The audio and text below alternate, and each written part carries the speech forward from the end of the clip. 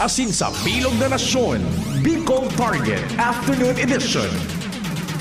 Good afternoon, balikan ta na ang live feed hali mismo duman sa Senado para sa continuing na coverage man kan DZGB sa impeachment trial. Nagkaigo lang kaya ning more or less 5-minute break, and ang pinag-urulayan na po ngunyan itong so madesisyon ng impeachment court kung isusubpi na itong so BIR records ni Vice Presidente Sara Duterte asin kan sa iyang agom na si Attorney Man Scarpio in relasyon ini sa reklamo sa sarong artikulo duman artikulo di impeachment na itong so unexplained wealth. Okay na yung live feed sa Senado from DZGB. Dumang kita sa Senado. Thank you. You may proceed, sir. So, while as I was saying, Your Honors, while ang end result is na-trigger yung 1-year bar, and that's why void yung naging first round of impeachment, ang talagang pinag-uusapan ng Supreme Court dito is the observance of due process in every stage of the proceeding. And that is why it is very important na mapag-usapan natin na yung kasama doon is really kung ano ba talaga ang isang impeachable offense. At nakasulat doon, if I may quote, the basis of any charge must be for impeachable acts or omissions committed in relation to their office, meaning in relation to their impeachable office and during the current term of the impeachable officer. So that is why, Your Honors, it is the view of the defense na hindi po obiter lang itong pronouncement ng Supreme Court na to as to what constitutes as an impeachable offense. Yes, I'm not texting. I got on my phone the Duterte versus House of Representatives because, of course, my follow-up questions was to get into the mind of the prosecution when to apply the Duterte case and when not to. So, but I'll still ask you the same question. So, what's more logical, that the due process requirement that the acts committed should have been on the term is also applied to the other modes or just to the 1/3 mode? All modes of impeachment, Your Honor. That is our position. Kasi po, we would veer into absurdity, no? Na kung dun sa 1/3 mode tayo, ang impeachable offenses limited lang sa term, pero pagdating doon naman sa other mode, which dinaanan, admittedly, at yun ang dinaanan nitong current proceedings natin, mag-iiba ang definition ng impeachable offense. I do not see any logic on why there's a difference because an impeachable offense is an impeachable offense. So para po sa atin, that should apply. And in fact, the Supreme Court did not make a distinction as to the guidelines that it laid down in that decision, Your Honors, please. Yeah, so in the first page, sabi dito, second, considering the nature of the offices and the institution that are subject to impeachment, its effect on the independence of constitutional departments and organs, and its nature as a constitutional process, all legal issues involving impeachment proceedings are subject to judicial review. While the court does not determine when, who, and whether an impeachable officer may be removed and disqualified from political office, it has the duty to construe and process mandated by the Constitution. So is this for you part of the ratio decidendi, or is this a obiter dictum? Ratio, Your Honors. In fact, that's why the Supreme Court, when it started the decision, said that the end does not justify the means, no? Because it was precisely discussing the means. Ano ba yung dapat nating sinusunod na proseso? So since we're talking about subpoenas, we'll go to the end and the means, the justified means. With the permission of Senator Judge Allen, I would just like to get the assent of the counsel from the panel of prosecutors. The document sought to be distributed by the counsel for respondent is a July 25, 2025 discussion on the Duterte v. HOR on the 1-year bar rule. Again, it's dated last year. With the permission of the prosecution, we shall distribute it without prejudice to the counsel for the panel of prosecutors to also furnish whenever it shall so desire, because this issue, as pointed out by Senator Judge Cayetano, will linger until the end of the proceedings, without prejudice to the counsel from the panel of prosecutors to so furnish also Senator judges with their rejoinder to this document being furnished to the Senator judges. Is that okay? Your Honor, I believe that, first of all, may we request for a copy of that document? I believe that document refers to the office of the spokesperson. That's correct, Of the yeah. Supreme Court, in which case, Your Honor, we would have to interpose an objection because any interpretation by the office of the spokesperson is not binding on the Supreme Court. What we must look at are the actual text of the decision. Well, counsel, you can say that in your rejoinder. Point that out in your rejoinder and point that out in your submission. We will do that, Your Honor. So ordered. Clerk of Court is directed to kindly distribute the copies to the Senator judges without prejudice to the panel of prosecutors submitting a rejoinder to this document. Senator Judge Alan Cayetano, you may proceed, sir. Yes, Apologies and, for the interruption. Presiding officer, to be fair to I wouldn't have objected if you objected to the distribution, but realistically, we won't have time to read it because magruruling na Yes. after. So it'll be more of reference materials. But feel free also to, if you feel that you should submit in writing a rejoinder to be fair to everyone. So if the voting was tomorrow, and it would be unfair to distribute it. So can I ask the same question, Congressman? So I read, it's the first few paragraphs, no? Sabi kasi dito, you heard me naman, no? You want me to read it again, or? If I may be allowed to respond already to the Yes, go ahead. question. First of all, Your Honor, I think we must point out one of the plainest reasons why that statement in the Duterte ruling is obiter dictum. And that simply is because there was no trial yet to speak of when the Supreme Court rendered that decision. Paano po magiging issue yung nangyayari ngayon sa trial, samantalang nung dinesisyonan po yan ay wala pa pong trial. Therefore, any statements by the court about how the trial should be conducted are outside the issues of that case, and while they may be guidelines, they are not binding as judicial precedent to us and to the future generations. Actually, I was referring to a different matter already, but just to that point, it's not how, it's what. Because it's paragraph 6. So the basis of the charge must be for impeachable acts or omissions committed in relation to their office and during the current term of the impeachable officer.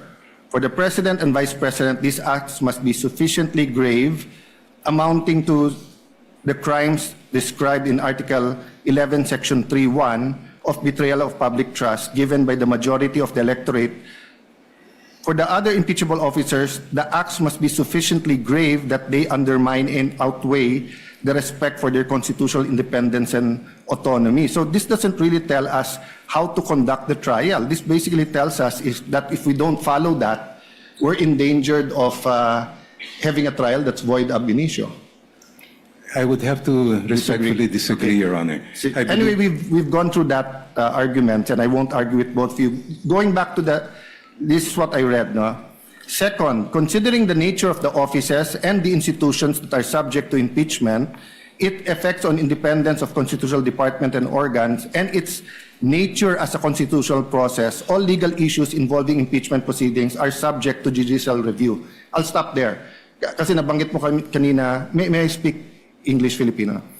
Nabanggit niyo po kanina na that's for us to decide, and my interpretation, and I've felt like that many times, di ba, na zealous dapat ang impeachment court sa powers niya kasi not only because it's sui generis, wala tong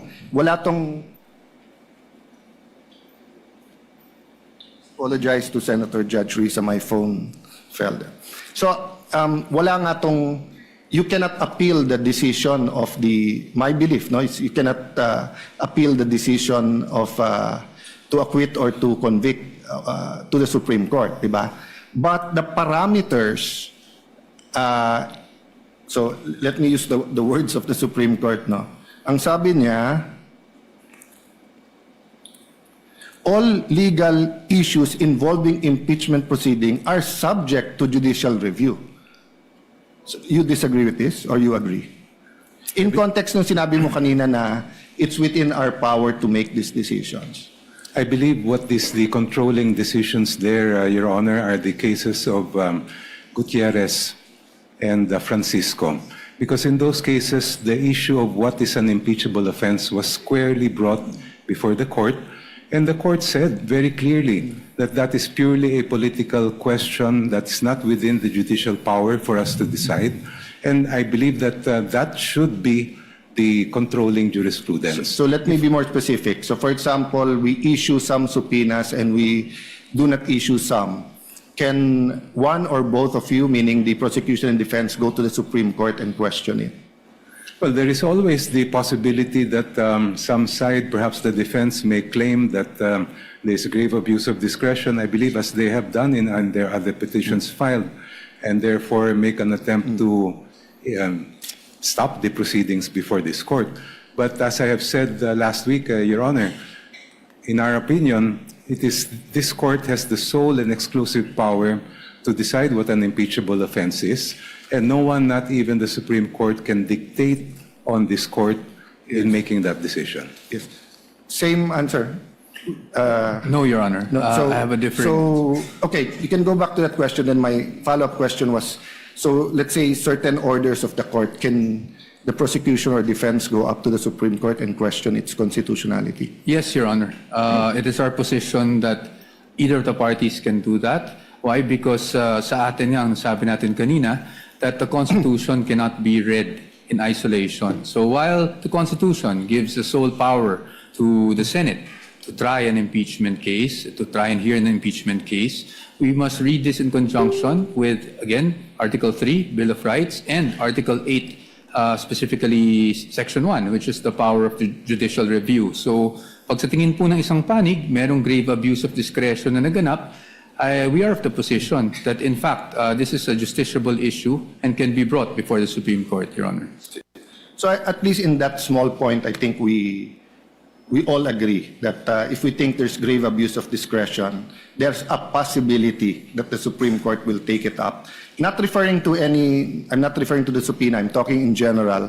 So I'll skip a few pages of my questions precisely because I wanted to elicit your opinions or your stand regarding the fact that the impeachment court is supreme, but it's not true that we can do anything or we can just make decisions that are not based on statutes and on legal orders. In fact, when the Supreme Court issued a TRO regarding the foreign accounts or the dollar account in the Corona case, the impeachment court voted to respect the TRO, no? But of course, we did vote. So there could have been a constitutional crisis if we voted not to. And then, of course, we know because of history, nag-waiver na lang si Chief Justice Corona, no?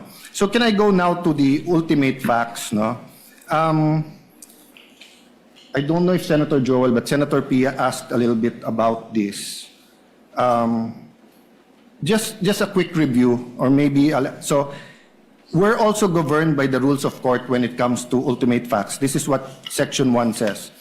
In general, every pleading shall contain in a methodological and logical form a plain, concise, and direct statement of the ultimate facts, including the evidence, on which the party relies on his or her claim of defense, as the case may be.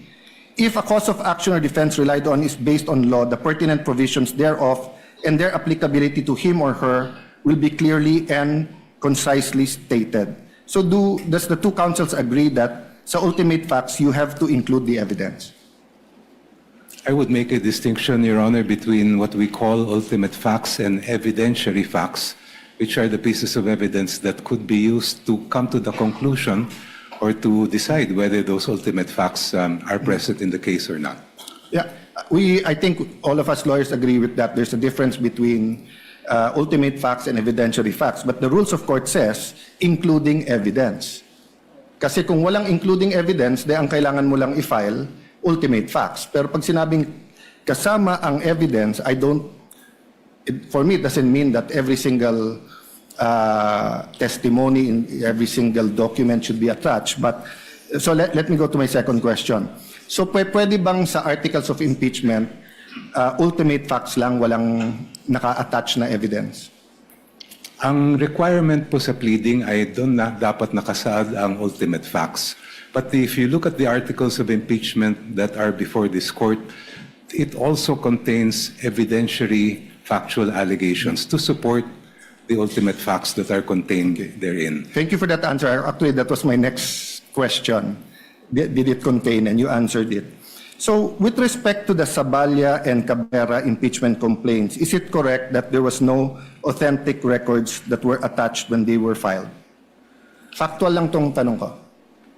If Your Honor, please, first of all, I would have to raise an issue with respect to whether this honorable court is acting as an appellate or review court of what happened during the House proceedings. The power of to initiate an impeachment complaint is exclusively lodged with the House, while the power to try and decide that impeachment case is exclusively lodged with this honorable court. And I don't believe that it is part of the function to go back to what may have happened during the proceedings before the House, since the articles have already been transmitted to this honorable. Well, Counsel, even your students, colleagues recognize that you are a brilliant man. You're very well learned sa law, but minsan mabilis. Kasi actually, that's not where I was going. Binaliktad ko lang. So two of my colleagues started with, or in your discussions, ano yung fishing expedition going down to ultimate facts and evidentiary. Ako, I wanted to distinguish when is it a fishing expedition and when it's not. So I just wanted to know as a fact. Or can we take judicial notice that there was no authentic records in the Saballa and Cabrera?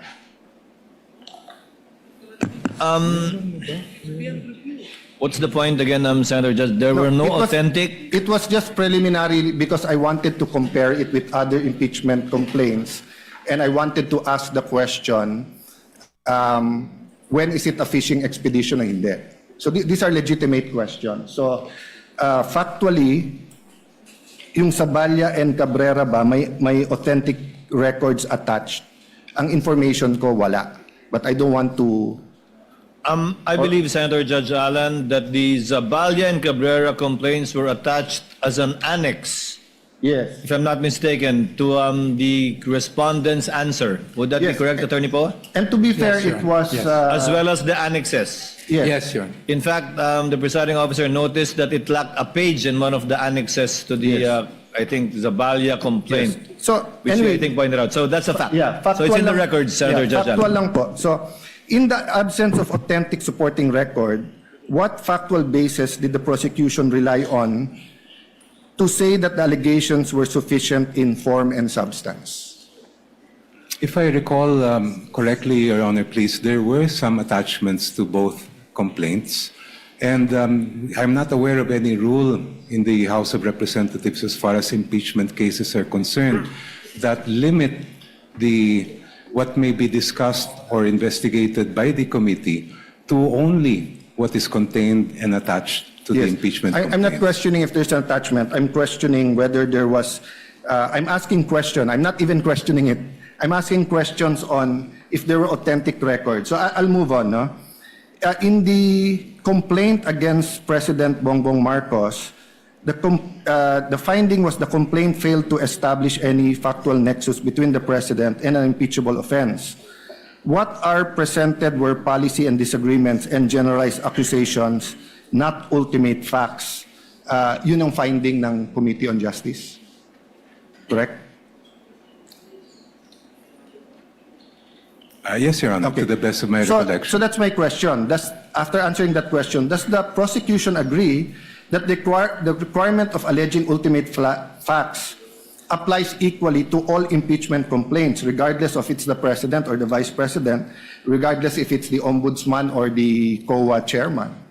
Yes, Your Honor, and as I recall, when the members of the committee examined the complaint filed against the president, the conclusion of the committee was in fact that there were only conclusions of law contained in that complaint, not allegations of ultimate facts. Yes, yet in that complaint, there were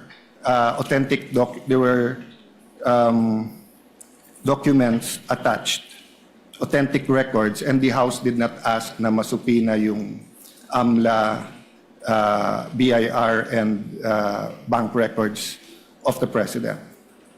The requirement, if Your Honor, please, of ultimate facts is really based on what is alleged in the petition or complaint But itself. what was the exact words of counsel? Ang katotohanan ay hindi Confidential. confidential. So why in the case of President Marcos is the katotohanan confidential, but in the case of Vice President Sara, it's not confidential? Wala naman po akong maalalang ruling ng committee in the case of the President na meron silang sinabing confidential.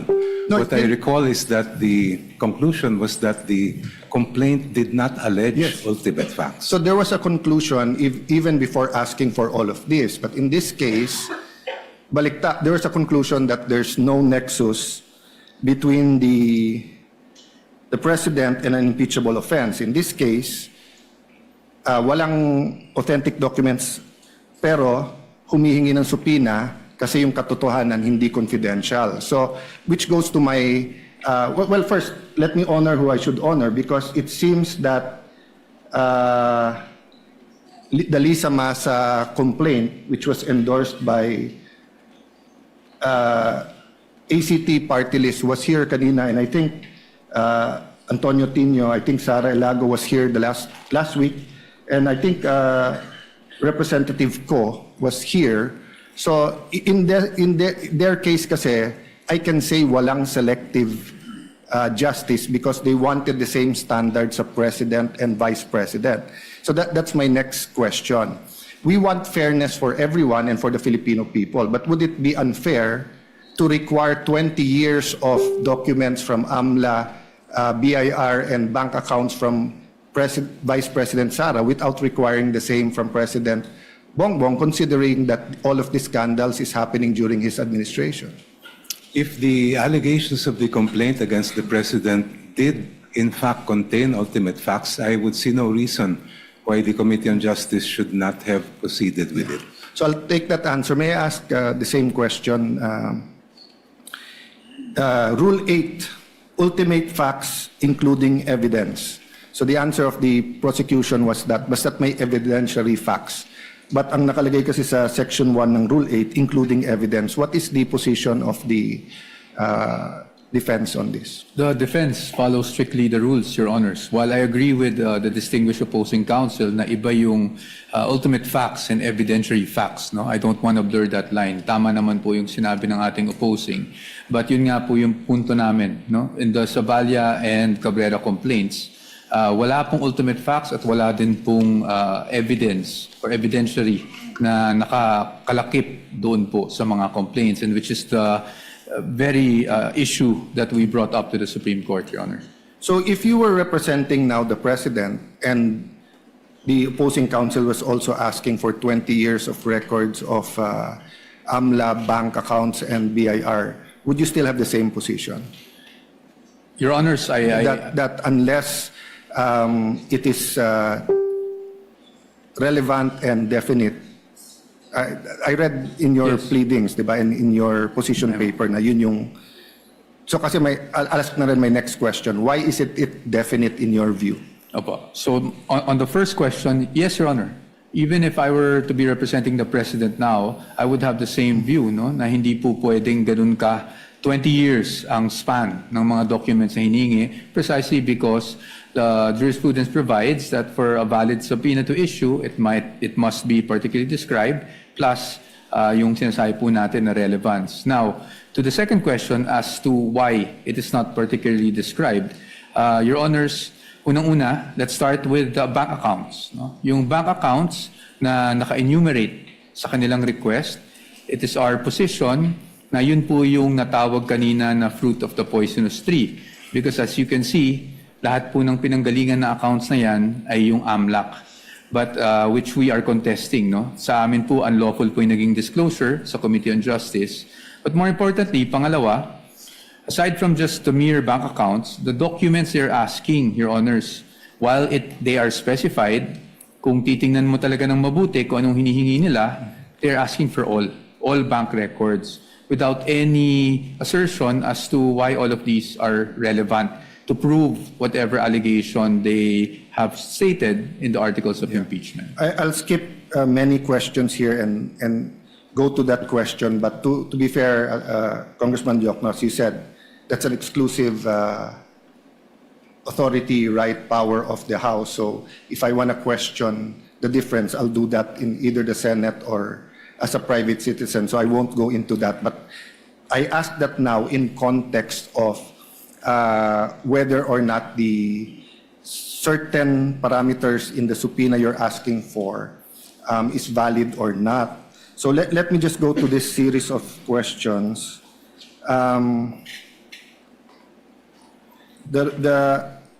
This is really a discussion into what is substantial facts, what's ultimate facts, what's essential facts, what are, and as you said, Attorney Powa, we don't want to bore everyone with that, but it's important in terms of due process. So basically, diba, the ultimate facts are that establish the charge, in this case, unexplained wealth. So let me put it this way in my question to Attorney and Congressman Prosecutor Joke. No. So like if I say that may kilala akong politiko, commissioner ng ganito or congressman, senator, whatever, ang SALN niya was 1 peso or what's a reasonable amount. SALN niya was 1 million, 20 years later it's 20 million versus the commissioner of BIR in 5 years it gained 50 million compared to this congressman nito. Then I said, eto lang income niya, unexplained wealth yan. In your view, is that sufficient na for the impeachment court then to issue the subpoenas? Or do you have to specify na, for example, you say that that commissioner, sa SALN niya, he only had 2 cars, but he actually has more than 4. Therefore, penging subpoena para sa LTO. O that commissioner, ang sabi niya, isa lang ang bahay niya. Pero subpoena sa LRA kasi 4 ang nakita namin. Diba? Kasi on the later examples, medyo mas malinaw yung ultimate facts. Pero yung pag sinabi mo lang, eto SALN, eto tumaas, which was my point actually in my last few vlogs, that just because tumaas yung SALN, that doesn't mean that there's ill-gotten wealth. But my question there was, does that give us now the authority to get the bank accounts, the AMLA and the BIR? Because whatever we do in the impeachment court is for impeachable officers. But nanonood din yung Sandigan Bayan, nanonood din RTC, MTC, nanonood din yung Supreme Court. So whatever rule we have here, that will influence then how we deal with barangay captains all the way to anyone who's not impeachable, no? For unexplained wealth, Your Honor, I believe the ultimate facts must include the following. First, that the person involved amassed wealth. Second, that that wealth is manifestly disproportionate to that person's lawful income. So kailangan po natin makita kung ano yung kanyang kayamanan at kailangan natin ikumpara doon sa lehitimo niyang kinita. And that can be only determined by looking at the records that we are requesting from this honorable court. No, but if you're just looking at the SALN at yung kinita niya, so I'll give you a example. No? I won't name the person para walang mag-react. But he was senator, I think in 1987, an outstanding human being. And he was telling us, etong lupa na to, nabili ko ng 1980 o 1970 na 50,000. Oh, nabenta ko ng 1990. Kaya lang sa SALN, ang nakalagay kasi doon yung acquired cost. So nilagay ko 50,000. So kung titignan mo kami, then he named some other great senators, etc. na kasabayan niya, congressman at dito. Titignan mo si senator ganito, kami lahat. O ang SALN namin baka 5 million. Pero yung 100,000 na lupa na binili namin noon, baka 5 million, 20 million, 30 million. So if one of those officials suddenly sold the property and then placed the money that came in, so let's say the 100,000 property was sold for 5 million, but then, for example, pinang-blowout niya sa pamilya yung 500,000 before December 31 of that year, mag-i-increase yung kanyang SALN by 4.5 million. So if you just compare his income na sweldo niya with that will not show you that he has ill-gotten wealth. So compared na pagka inallege ko na ang sweldo niya 200,000, pero bakit may bahay siya sa ganito, nawala sa SALN niya. Diba? So I agree na sundan natin yung ebidensya. If the SALN is much more than what you're making, that could spark your curiosity, your suspicion, and continue to investigate. But do you make the conclusion now and file the impeachment case that since malayo yung SALN sa income, therefore ill-gotten yon, without giving that person a way to explain before you subpoena every single document about their lives? That's precisely why, Your Honor, they call it unexplained wealth. Doon po natin malalaman yan sa mga dokumento. No, I agree. Ngayon, kung they call it go ahead, sorry. I'm sorry, Your Honor. I'm sorry. I'm the one. Please continue. Kung halimbawa sa binigay niyong example ay nag-appreciate yung value of the land, then I would not call that unexplained. I would call that explained wealth. Yes, but you're introducing a new concept now, unexplained wealth versus ill-gotten wealth.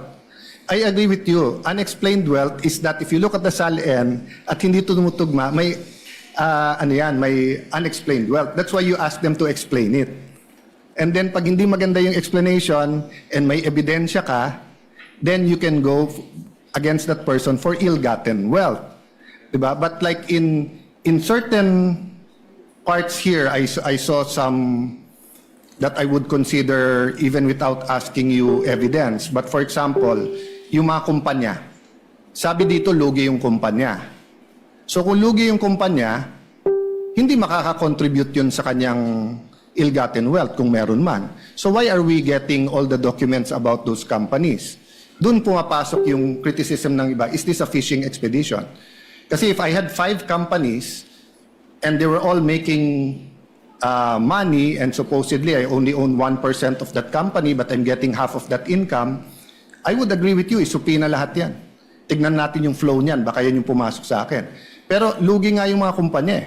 As an example, So that's my point. Is it enough in the view of the prosecution panel just to allege, malaki yung SALN mo, bigger than your monthly sweldo, both of us agree, it's unexplained. But is it ill-gotten? Or do you need more allegations to show that it was ill-gotten? Well, Your Honor, please, the decision whether wealth is unexplained or, as you said, ill-gotten is really a decision that this Honorable Court will make based on the evidence. Ang gusto lang po namin ay mailatag ang ebidensya sa inyong harap para kayo na mismo ang magsabi. At para malaman po yan, we have to look at the statements of assets, liabilities, and net worth. We have to look at the lawful income reported in the ITRs.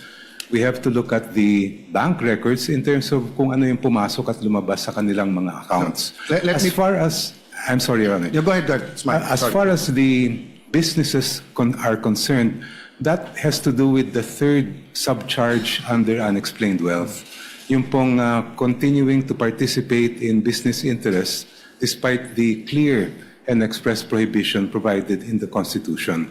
We want to know whether those businesses, yung ba ay mga operational ba ito? Ito ba ay talagang sabihin natin na nandun yung sinasabi nga na inaamin ni Vice President sa kanyang SALN na business interest nga niya yon. Yeah, I'm skipping because this is mostly questions on fishing expedition. I'll go to the defense after this, but can you tell us the difference between evidence and proof? In your layman's term or legal terms, or if you want to look it up, but in how do we explain to people the difference between evidence and proof? Napakabigat po ng inyong tanong. In our words lang, I will para try lang my best, maintindihan. Your Honor, to answer it. In a court proceeding, whether we're speaking of an impeachment court or a regular court, the judges look at the evidence. They may never be able to know the entire truth kasi ang pangyayari ay nangyari dati pa po. Essentially, a trial is really a reconstruction of something that happened before.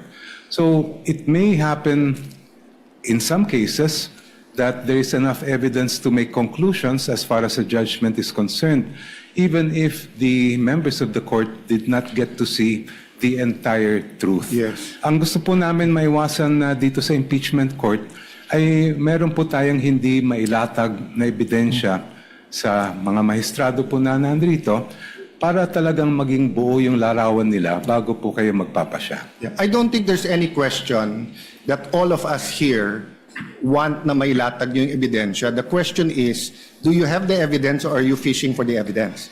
And that's a question not only for you but for every single impeachment process, not only the umabot dito, because myself, Senator Subiri, Senator Chis Escudero, then later on Senator Villanueva, has been in the House many times during impeachments of presidents and chief justices, no? But the reason I ask between evidence and proof is because if you have the evidence, you want the opportunity, diba, to bring it here, show the relevancy, connect it to the crime, we admit it so that if it's true, then we can convict. The opposite sides na will either question, hindi admissible yan, or admissible pero walang relationship yan, etc. No? So what I'm saying is that if you're going to prove your case with no evidence except that if you get all of that, then magiging arbitrary yung House of Representatives sinong gusto nilang i-impeach, because almost any public official who's been there for a long time, you will see discrepancies in their SALN because unang-una iba yung acquisition cost at iba yung current value at iba din yung deadline ng December 31, no?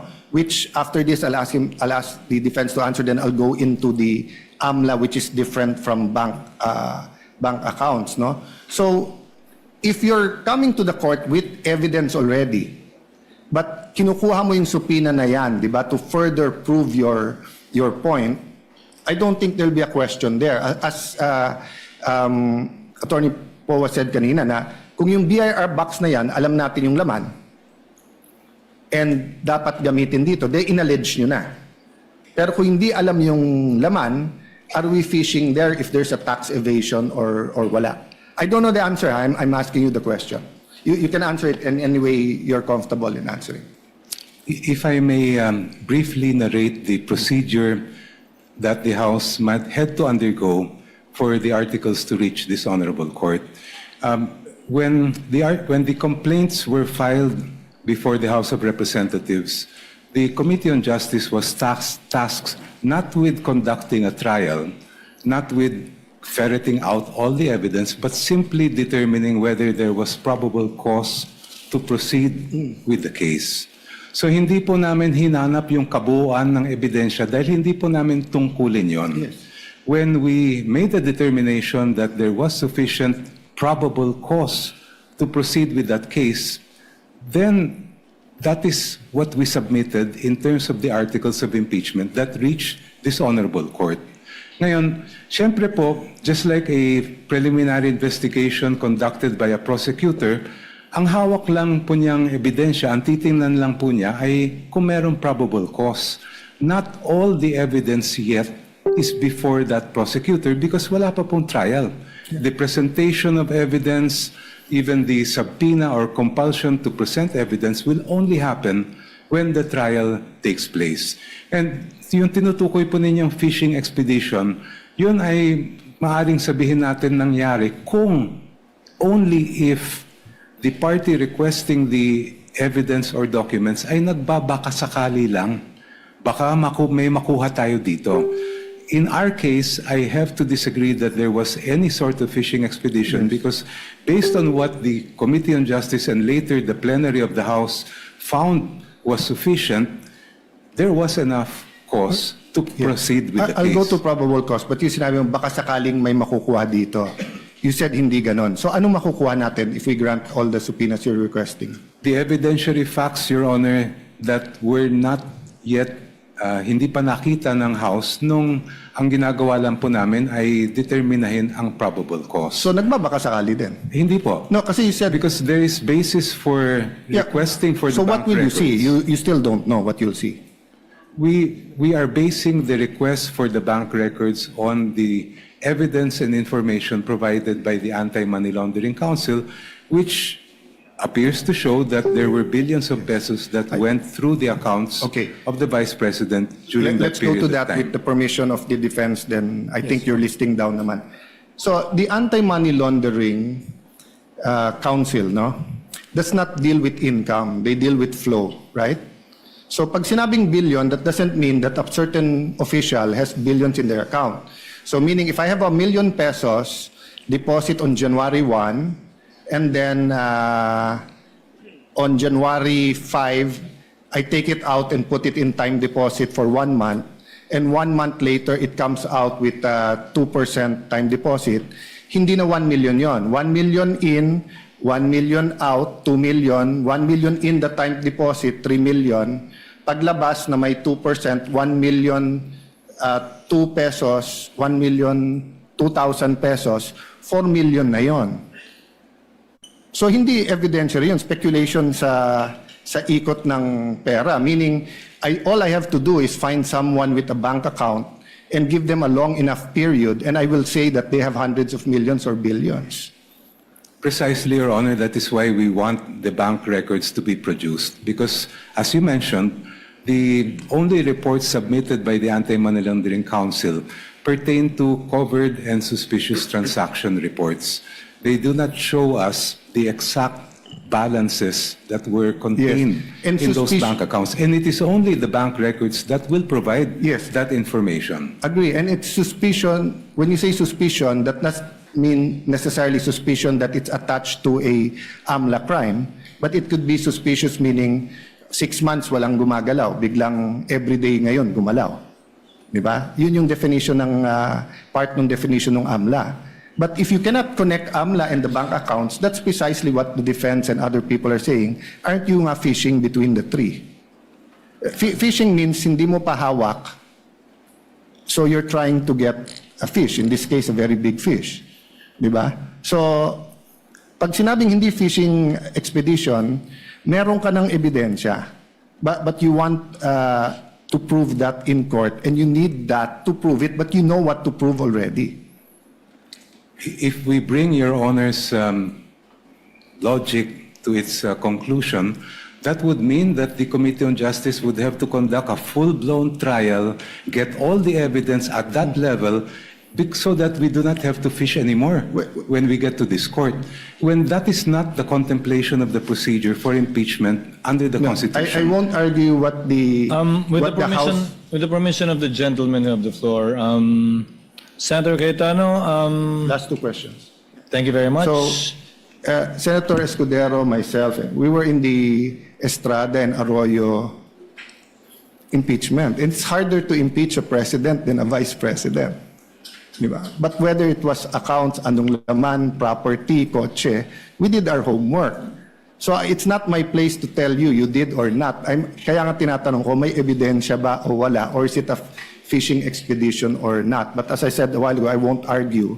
So I have one last question after that, but I'll go first to the defense. In the context of what I asked, no? Between those two examples, eto salin mo, eto income mo, malaki salin mo, we can agree it's unexplained. Kasi nga, you need to explain it further. But is it automatically ill-gotten wealth? No, Your Honor. So if it's not automatically ill-gotten wealth, in your view, I mean, I read this from your, maybe you can just restate, why is it a fishing expedition? Opo. Your Honor, because precisely, yun pong sinasabi nila na unexplained wealth, they were basing it for 20 years, for one, no? Pangalawa, they couldn't pinpoint exactly bakit mo nasabing may unexplained. Alin dito sa properties yun unexplained, no? Third, and if I may elaborate from our memo, if you look at the articles of impeachment, it presupposes that the Vice President earned 30 million over a span of 20 years. Yes, they did not think about the Vice President not being in public office from 2013 to 2016. They didn't think about the income that could have, been generated by being married to a lawyer who had his own law office. So to us, it was basically a conjecture, speculation, conclusion of law and fact to say, biglang, uy, may unexplained wealth po dito. No? That's basically our point. And then secondly, the decision earlier, it was mentioned by distinguished opposing counsel, decision rests upon this court to determine kung meron ng unexplained wealth. I disagree with that. The ultimate decision rests upon this court, that is true. But the initial decision rests with the person accusing, di ba? Pero nung nag-accuse yung tao sa Sabalian Cabrera complaints, wala man lang nakasulat po doon. Kanina na-mention po yung should the Committee on Justice now conduct a full-blown trial? No, it shouldn't. It should just evaluate the complaint. Para nga pong piskal, parang preliminary investigation. Pag tayo po pumunta sa piskal at ang dala lang natin doon ay puro paratang, wala man lang supporting document, what will the fiscal do? Dismiss the case outright. Yan naman po ang totoo. No? So that was our point to begin with, and that is why we're saying fishing expedition ito. Kasi hindi mo man lang ma-pinpoint kung anong transaction yung sinasabi mong nag-amass ang Vice President natin. Anong taon na nag-amass yung Vice President natin ng ill-gotten wealth or unexplained wealth. At dahil doon, ngayon, we're asking for records spanning 20 years, both, BIR records, bank records, AMLAC records, which they already have, actually, from the Committee on Justice. Pero, hindi natin ma-pinpoint, alin ba talaga dito? We cannot specify kung ano yung act, ano yung omission na ginawa niya na nakapag-amass siya ng unexplained wealth. Talking about both parties talking about the fiscal or prosecutor, actually binago na rin ngayon. Probable cause with reasonable certainty mako-convict. So meaning you go to the fiscal's office that you point out ano yung crime, sino yung gumawa ng crime, and yung preliminary evidence mo might not be enough to convict at that time, but enough to say na hindi lang to marites.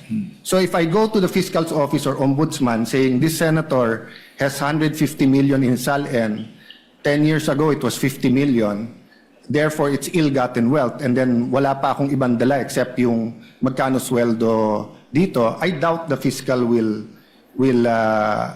file that case. But if I tell the fiscal that he has 2 cars in his SALN, but eto, I see him using 4, then give him the opportunity. But I can subpoena the LTO. Na kanino ba yung plate number na yan? Baka namang nasa kapatid talaga niya, no? But the last set of questions, I'll just ask it once, no? So I think everyone understands naman the subpoena regarding the Vice President. The issue was really the dates and how specific or hindi. Actually 2 questions. The corporations, do you not have to pierce the corporate veil, considering there's no allegations in the articles that these companies were used to amass ill-gotten wealth? In fact, I haven't read everything, but so far sa binasa ko, is hindi kumikita tong mga kumpanya na to. Because there's a Supreme Court decision that if it's a joint account, may rights din yung isa. And I don't even know if we informed all of those companies that we might subpoena their records. So did we give them that opportunity? Isama ko na yung last question, Mr. Presiding Officer, and I won't follow it up, no? But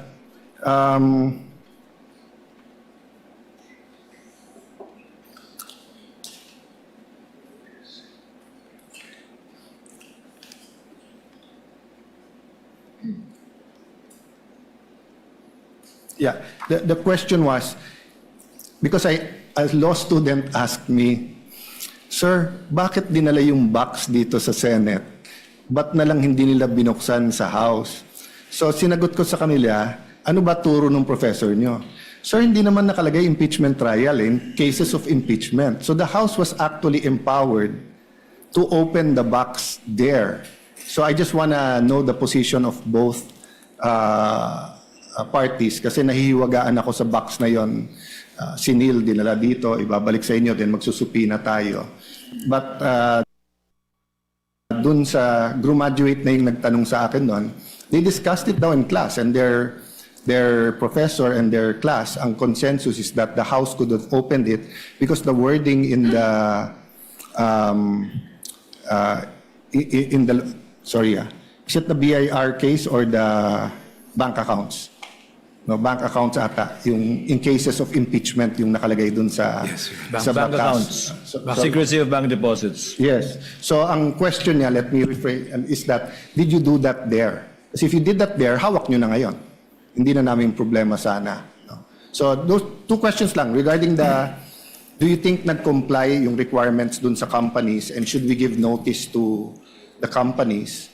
And secondly, about bank account, could you have opened it already in the House? Yung BIR din ba? Counsel for the panel of prosecutors may respond. Thereafter, counsel for respondents. Thank you, Your Honor. Presiding And we would Officer. like to thank Counsel, thank you very Senator much. Judge Thank you, Allen for his Senator interjections. If Your Honor, please, the doctrine of piercing the corporate veil applies when we are determining liability of the company or corporation involved. In this particular case, that doctrine has no application at all. We are asking for those records to be produced so that we can determine the extent of participation of the Vice President, as she herself had admitted those business interests in her salens. Kaya po namin hinihingi po yun. Kasi tingin po namin ay wala pong aplikasyon ang piercing the corporate veil. Second, as far as opening the box is concerned, while it is true that under Republic Act 1405, there's no qualification that impeachment trial lang po ang pwede. As I understand it, it was the better judgment of the committee out of sheer discretion and prudence not to, because at that time we were already being bombarded with petitions left and right seeking to restrain our proceedings, and we felt that it would be more prudent to bring the matter to this honorable court. Thank you. Your Honor. Counsel for the respondent. On the first point, Your Honors, on piercing of the corporate veil, para sa amin, pwede lang naman under jurisprudence mag-pierce ng corporate veil. Ibig sabihin, kasi separate and distinct personality ng mga korporasyon, you can pierce that veil if there's an allegation of fraud. And in this case, wala naman pong allegation ng fraud. Pangalawa, kung totoo po na talagang hinahanap lang po ng kinakagalang-galang na prosecution ay tungkol dun sa divestment issue, then they will not need the tax records, the bank records, or even the AMLAC records of these companies, because all they need would be the GIS. The General Information Sheet would show you exactly the extent of the interest of the stockholders, hindi po ba? Pangalawa, pagdating naman po dun sa what's our position, pagdating sa bank secrecy and the exception on cases of impeachment. Sa aming pananaw, at the committee level, meaning Committee on Justice, ay hindi pa po applicable yung exception na ito. And we are holding on to the ruling of Marquez versus Ombudsman or Desierto, I believe, no? Wherein it was said na pagdating sa preliminary investigation, hindi pa po applicable yung mga exceptions under the Bank Secrecy Act, and there has to be a pending case before such bank documents are in fact subpoenaed. That is our position, Your Honors. Thank you, counsels for the parties. Chair will now make a ruling, but prior to that ruling, Chair would like to inquire very, very briefly from the counsels. First, for the counsel for respondent, may the court know when the respondent was married to her spouse, and what is the property regime governing their marriage? Your Honor, I believe they were married, but let me just check the facts just to be sure, but I think it was 2007. 2007, Your Honor. Can I get back to you on the specific date for that? The date would not be necessary because 2007 would mean they would be covered under the family code. So may the Yes, Your Honor. chair ask, what is the property regime governing their marriage? As far as I know, there are no property regime arrangements or prenup. That's why, Your Honor, I would assume it would be the default property regime, which would be The absolute, absolute community of property. Thank you, counsel. Chair will now make its ruling. The impeachment court will now resolve the prosecution's renewed request for the issuance of subpoena ducis tecum dated July 6, 2026. You may seat, counsels. directed to the concerned banking institutions and Anti-Money Laundering Council. The court begins with the standards governing the issuance of subpoena duces tecum. These are set forth in Section 3, Rule 21 of the Rules of Court, which provides, among others, that in the case of a subpoena duces tecum, it shall contain a reasonable description of the books, documents, or things demanded, which must appear to the court as prima facie relevant. Settled jurisprudence has affirmed and clarified these requirements in the 2021 case of Republic versus Sandigan Bayan, dated 2/15/21, where the Supreme Court stated, quote, "A subpoena duces tecum may be issued if the tests of relevancy and definiteness are satisfied. The court must ensure that, number one, the books, documents, or other things requested must appear prima facie relevant to the issue, subject of the controversy, the test of relevancy. And number two, such books must be reasonably described by the parties to be readily identified, the test of definiteness." In the case of BSB Group Inc. versus Go, GR number 168644, the court stated that evidence is relevant when it bears such a direct relation to the fact in issue as to induce a belief in its existence or non-existence, and when it relates to a collateral fact from which the existence or non-existence of the principal fact may logically be inferred. These requirements are intended to ensure that the subpoena is not used, as mentioned earlier and discussed earlier, as a tool for a fishing expedition as held in Apostol versus Lubingan Rafael, GR number 260640, dated October 1, 2025. We are also aware of the ruling of the Supreme Court in HC Libanao versus Philippine National Oil Company, GR number L13463, quote, "A general inquisitorial examination of all the books, papers, and documents of an adversary conducted with a view to ascertain whether something of value may or may not show up will not be enforced." However, after a careful examination of the records requested, the court finds that the requested documents meet the requirements set forth above. They are reasonably described, readily identifiable, prima facie relevant, and material to the allegations under Article 2. This is not the first time that bank records have been examined by an impeachment trial. During the impeachment trial of former Chief Justice Corona, the Senate sitting as an impeachment court granted the prosecution's request for the production of bank records. In granting that request, the court cited Section 2 of Republic Act No. 1405, which expressly recognizes cases of impeachment as an exception to the confidentiality of bank deposits and the rights to privacy of depositors. As to the requested period from 2007 to 2021, the defense's objection is overruled. The respondents' invocation of what they referred to as offenses in term, quote-unquote, in their memorandum, doctrine in Duterte versus HOR, does not avail. First, the documents requested under the subpoena duces tecum will not be used to allege additional independent impeachable offenses. The court will not allow this in adherence to the doctrine laid down in Duterte v. HOR, as this will violate the respondent's right to be informed of the nature and cause of the accusations against her and her rights to due process at every stage of the proceedings. Rather, the court will only allow these records to be used to establish a factual baseline against which the respondent's assets, financial transactions, and business interests during her present term may be assessed. Establishing such a factual baseline is recognized in settled jurisprudence involving allegations that a public officer's wealth is manifestly disproportionate to the lawful income and financial capacity of the officer and the officer's spouse. As held by the Supreme Court in Concerned Taxpayer versus Doblada Jr., dated 8 June 2005, quote, "In determining whether the properties acquired were manifestly out of proportion to the lawful income of the spouses, necessarily requires comparing their value with the spouse's salaries, benefits, other lawful income, and revenues from legitimately acquired properties or businesses."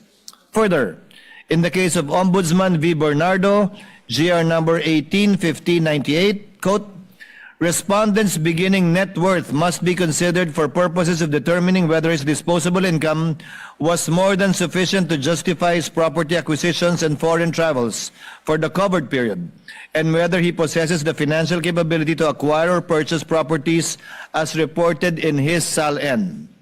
Quote, "Such net worth of the respondent as declared in the statement filed by him or her from the first day of his employment with the government shall be considered as his true net worth as of such date for purposes of determining his capacity for future property acquisitions during his tenure as a public officer. Any unexplained increase in his net worth thereafter may fall within the ambit of the presumption provided for in Republic Act Number 1379. The production, therefore, of the records from 2007 to 2021 is authorized strictly for that limited purpose only. Their admissibility and evidentiary use shall remain subject to the prosecution establishing their connection to the alleged unexplained wealth during the respondent's present term in relation only to Article 2 of the Articles of Impeachment. Now, with regard to the bank records held separately by Attorney Manasseh Carpio and jointly by him and the respondent, the defense's objection is likewise overruled. The respondent's reliance on Republic v. Eugenio is unavailing. That case involved only an ordinary civil inquiry into spousal assets that were not statutorily aggregated. On the other hand, Section 8 of Republic Act Number 6713 requires public officials to disclose their assets, including that of their spouses. Their financial interests are therefore statutorily intertwined for purposes of disclosure. Respondent likewise insists on the separate legal personality and distinct right to privacy of Attorney Carpio, but this is likewise untenable. Article 75 of the Family Code explicitly provides, which is why the presiding officer earlier asked the property regime governing them. In the absence of a marriage settlement or when the regime agreed upon is void, the system of absolute community of properties established in this code shall govern. Under this regime, Article 91 dictates that community property shall consist of all the property owned by the spouses at the time of the celebration of marriage or acquired thereafter. Furthermore,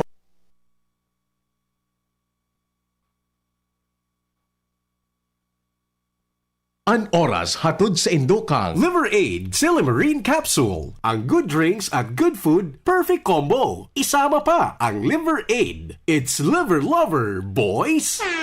Ahoy! Kidney care time! Ako si Alan, taga Negros, 50 years old. Dati, hindi ko talaga napansin na may problema na pala ako sa kidney. Madalas akong umiihi kahit gabi. Minsan naman namamaga ang mga paa ko at palagi akong nakakaramdam ng pagod.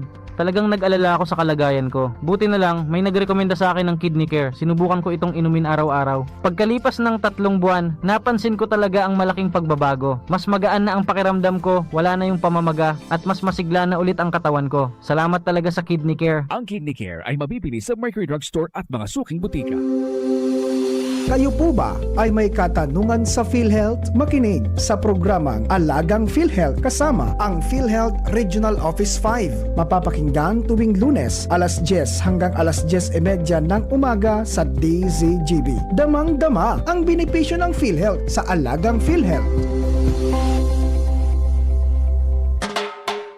Maugmang ipinipresentar kan lokal na gobyerno kan Libon Albay sa pangingenot ni Mayor Attorney Max Saison asin kan Sangguniang Bayan ang sarunggulan na selebrasyon kan Paroy Festival 2026. Ini sarong pag-onra sa mga paraoma sa kasamal na patron kan Banuang Libon na si Senior Santiago El Mayor. Asin man ang pagpadagos kan tradisyon asin pagpapasalamat sa mahal na Diyos sa masaganang ani kung saan ang Banuang Libon midbid bilang rice granary sa Albay. Libon Paroy Festival 2026. Santiago del Libon. Ang mga aktibidad iyo ang mga minasunod. Hunyo 27, Miss Libon Guenyo. Hunyo 30, Kurit Libon Guenyo. Hulyo 9, Boxing Tournament. Hulyo 10 hasta 12, Pickleball Tournament and Albay Marathon. Hulyo 15, Blood Donation as in Traslasyon. Hulyo 16, Opening Ceremony and Cultural Presentation, susundan in fireworks display. Hulyo 18, Fiesta sa Maynila Drag Race as in Mountain Bike Race. Hulyo 19, Senior Citizens Night. Hulyo 20, Festival Job Fair. Gabi kan Libon Guenyo as in Zumba Contest. Hulyo 21, Agri Fair as in Carabao Parade, mantang sa Banggi Iyo and Farmers and Fisher Folks Night. Hulyo 22, Kasalang Bayan as in Youth Night. Hulyo 23, Civic Parade as in Miss Libon. Hulyo 24, Procession of Barangay Saints. Hulyo 25, ang aldaw kan kapiestahan kan mahal na patron St. James the Greater, Senior Santiago El Mayor. Sa ngaran ni OIC Tourism Officer as in Festival Coordinator na si Miss Cassie Avila.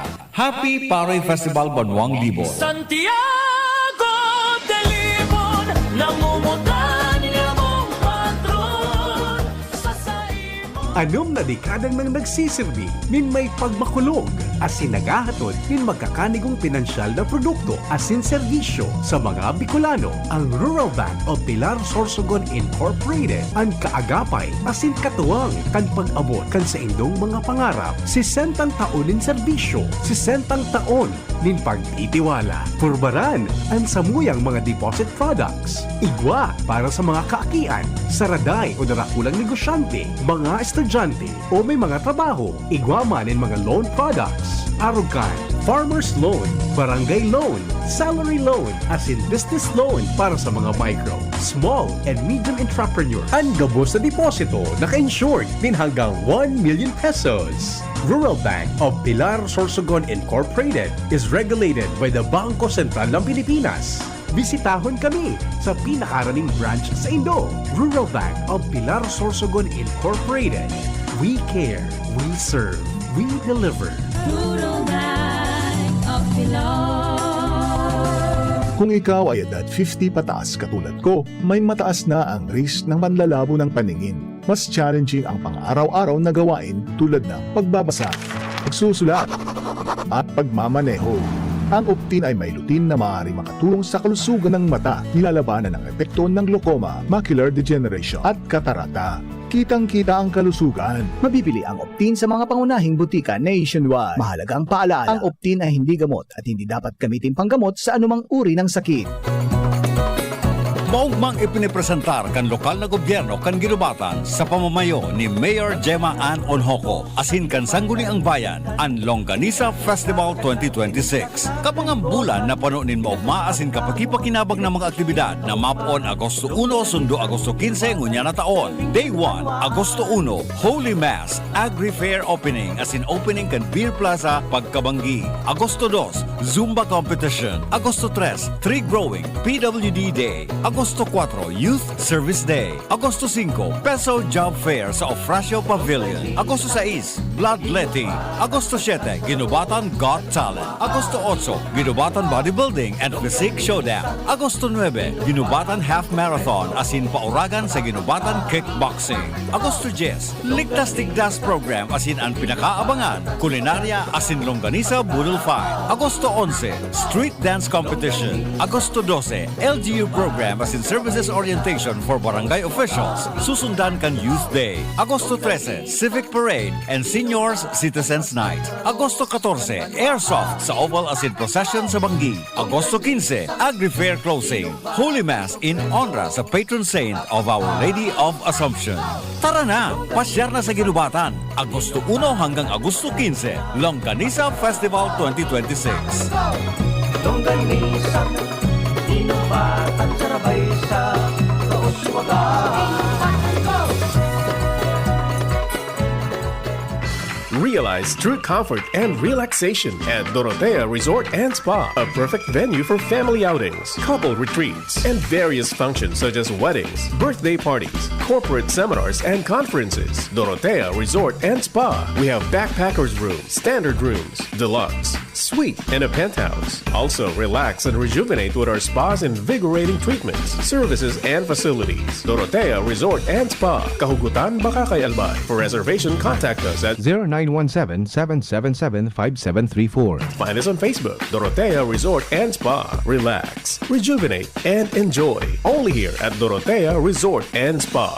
Branded computer ba ang hanap mo dito sa Bicol? Aces na ang sagot dyan. Ang Albay Computer and Electronic Supplies and Repair. Available ang brand new laptops, desktops, printers, gaming desktops, gaming chairs, CCTV systems, at iba pang computer accessories. Hindi lang yan. Quality, branded, authentic, and trusted ang kanilang products na binibenta at very reliable ang kanilang repair services. Authorized service center din sila ng Asus, Lenovo, Epson, Brother, Canon, Sharp Copier, HB Chewy, at Magic. Kaya siguradong maaasahan ang repair at serbisyo. Bisitahin ang kanilang branches sa mga sumusunod na address: A6, Aces, ground floor, V&O Building, Quezon Avenue, Barangay 26, Dinagaan, Legazpi City, Albay. BC Micron Daet, F. Pimentel Avenue, Barangay 6, Daet, Camarines Norte. BC Micron Virac, EJ Rubio Building, Gugon, Sirangan, Virac, Catanduanes. BC Micron Sorsogon, Unit 1, B. Peña Building, Rizal Street, Corner Burgos Street, Polvorista, Sorsogon City, Sorsogon. Dito ka na sa Aces. Sa kalidad, sigurado ka. Sa repair at serbisyo, maaasahan pa. Call or text 0917-558-0067. I-like at follow ang facebook.com/albaycomputer. Pag tayo'y may sakit, gusto nating gumaling agad. Pero di ba mas maiging gustuhin malayo sa sakit? Ang yakap ng PhilHealth, programa ng gobyerno na nagbibigay ng libreng pagpapakonsulta, pati mga lab test. Kaya payakap sa yakap ng PhilHealth. Yakap ng PhilHealth nang tayo'y malayo sa sakit. Good news mga kapitbahay! Kayang-kaya mo na bumili ng iyong dream appliances. Mula sa modernong kitchen appliances, efficient washing machines, energy-saving air conditioners, at ang pangarap mong smart and Android Google TVs. Lahat ng yan ay nasa RRS Marketing. Ining high-tech, branded at latest na muyang appliances. Naku aming hulugan sa RRS Marketing. Ang swak sa budget na bagong refrigerator namin, nakuha ko rin sa RRS Marketing. At di lang yan, sa mga warranties, wow! Sulit na sulit! Pwede sa inyong school, sa bahay, sa opisina at sa inyong negosyo. Kaya ano pang hinihintay nyo? Punta na sa RRS Marketing region-wide. Durable, sulit, di kalidad, at abot kayang appliances. Sain ka pa! Siyempre, sa RRS Marketing na! Basta appliances, sa RRS, yes na yes! Tagulan na. Uso na naman ang ubo. Mabuti ng handa. May Plemex Forte ako. Ang Plemex Forte ay natural na lagundi. Tumutulong palabasin ang plema para tumigil ang pagbubo. Ginhawa sa paghinga. Sakto talaga. Plemex Forte. Syrup o capsule. Basta lagundi. Plemex. Vitex Negundo L. Lagundi leaf is the generic name of Plemex Forte. If symptoms persist, consult your doctor. Comply with the subpoena.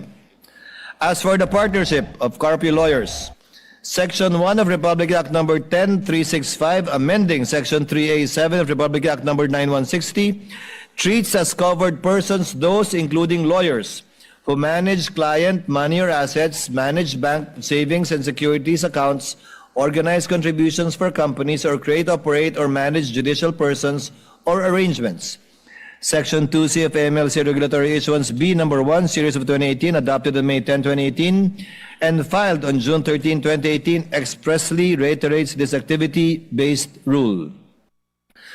The Court recognizes the statutory exception for lawyers acting as independent legal professionals, where the information concerns their clients or disclosure would compromise client confidences or the attorney-client relationship.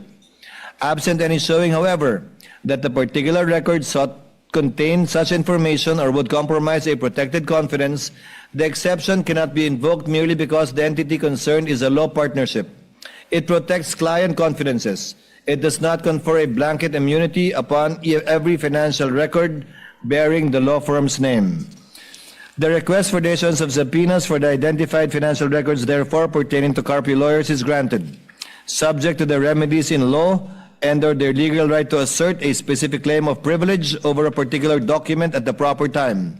No generalized blanket invocation of attorney-client privilege shall exclude compliance at this time. Therefore, to summarize, the Court rules as follows. The request for subpoenas directed to the concerned banking institutions covering the accounts of respondent, Attorney Manasseh Carpio, separately or jointly, the partnership of Carpio Lawyers, and the 19 listed corporate entities is granted. The banks are ordered to submit to the Clerk of Court the documents on July 30, 2026 at 9 a.m. with the attendance of parties and counsels. The request insofar as it seeks the records pertaining to JTC Group of Companies and Pikimong Philippines Corporation is denied for failing to establish prima facie relevance. The subpoenas granted shall apply only to peso-denominated accounts relevant to Article 2. Foreign currency deposits are excluded absent the written consent of the respective depositors. The subpoena directed to the Anti-Money Laundering Council covering respondent Attorney Manasseh Carpio separately and jointly with the respondent, the partnership of Carpio and lawyers, and the 19 listed corporations and entities is granted. The request insofar as it seeks records pertaining to JTC Group of Companies and Pikimong Philippines Corporation is denied for failing to establish prima facie relevance.